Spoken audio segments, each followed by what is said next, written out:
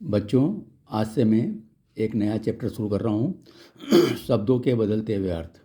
अब आप देखेंगे किस तरीके से शब्द अपने विभिन्न अर्थों में अपने आप को प्रदर्शित कर रहे हैं।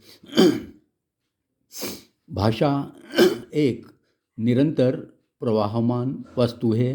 परिस्थितियों, संदर्भों, संस्कृति और बदलती हुई भौगोलिक स्थितियों के समानांतर भाषा में भी निरंतर परिवर्तन होता रहता है। यह परिवर्तन कई रूपों में देखने में आता है। कहीं तो शब्दों के मूल अर्थ में विस्तार हो जाता है, तो कहीं संकोच, कहीं तो उसका वह अर्थ ही नहीं रह जाता जो आरंभ में उसका अर्थ था।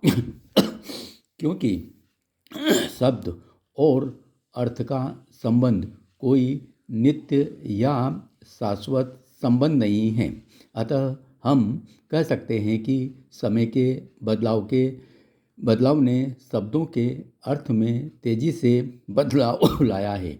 जैसे संस्कृत युग में जंघा घुटने और टखने के बीच के भाग को कहते थे, जबकि आज उसका प्रयोग कूल्हे और घुटने के बीच के भाग के लिए किया जाता है।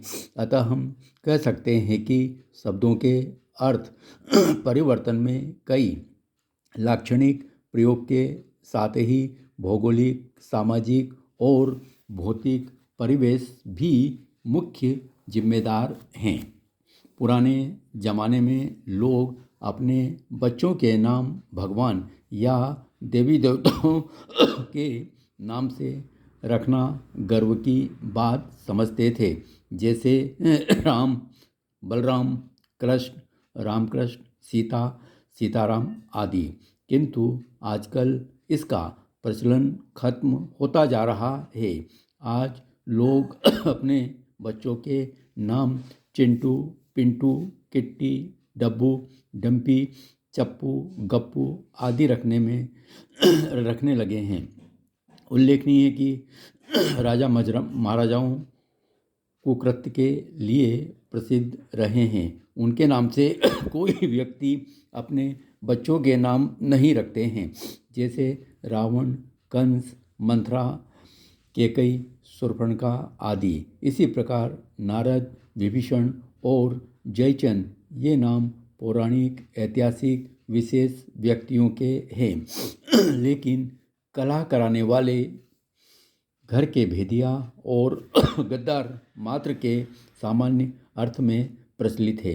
कई लोग अपने उपनाम भी ऐसे हास्यास्पद शब्दों में रख लेते हैं जिससे स्वाभाविक रूप से हंसी आने लगती है। जैसे हाथी, घोड़े, सांबर, सिंह, हिरण, नाग, बम, धाकड़ आदि।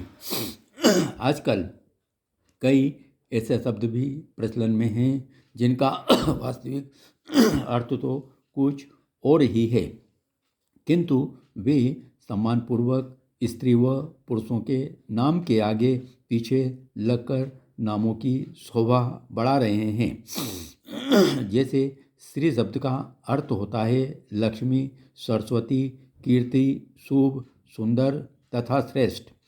श्री अक्सर पुरुषों के नाम के आगे ही लगकर आता है, जैसे श्री राम, श्री कृष्ण आदि।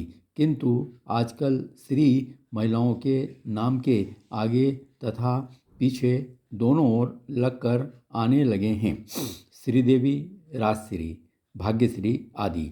इसी प्रकार श्रीमान का शाब्दिक अर्थ होता है शोभा से युक्त या गौरव वाला तथा पति के लिए प्रयुक्त होता है।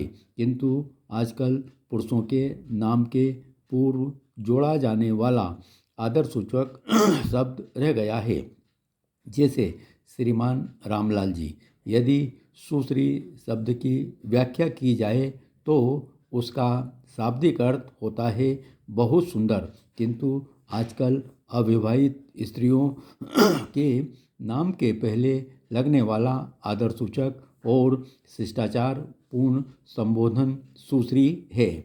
जैसे सुश्री रेखा शर्मा जी नाम तथा पदवी के आगे लगने वाला आदरसूचक शब्द है जो अव्यय की तरह प्रयुक्त होता है, जैसे श्री राम जी, प्रेमचंद जी, अच्छा, गुरु जी, आया, पिताश्री आदि। बड़ों के प्रति स्वीकृति, अस्वीकृति और संबोधन के लिए भी जी का प्रयोग होता है, जैसे जी हाँ, हाजी, जी हाँ, नहीं, नहीं जी।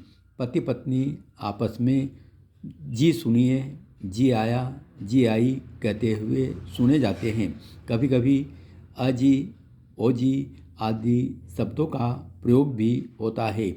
जी का प्रयोग जान, जीव तथा मन, चित्त व तबीयत के लिए होता है। धन्यवाद। बच्चों, रोजाना मैं आपको एक लेसन शब्दों के बदलते अर्थ का दूंगा जो बड़ा रोचक है। आप सुनते रहिए। धन्यवाद।